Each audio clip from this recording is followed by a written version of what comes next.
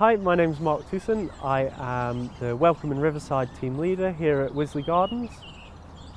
We, as beekeepers, have made it easy for ourselves. So inside there are several bits of comb that are put in, and they are on like little wooden frames. So you're able to lift each frame out.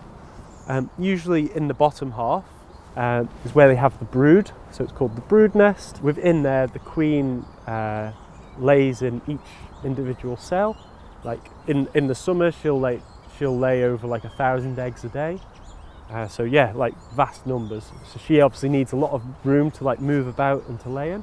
Yeah, and then around her, the bees will pack in like pollen and nectar so that they can feed it to the larvae as they're growing. Then above that, you would normally have a queen excluder, and that's more so for the beekeeper. So above is where they would pack all their honey stores, and because there's like 60,000 of them flying about in the summer, they usually generate more than what they actually need. So yeah, they'll pack the frames full of honey, and that's usually what you see the beekeepers taking away at the end of the season and then spinning it into jars.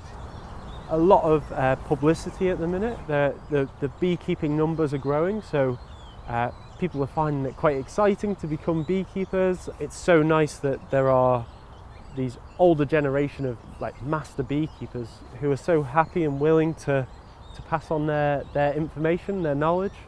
So there's a real nice community in that sense.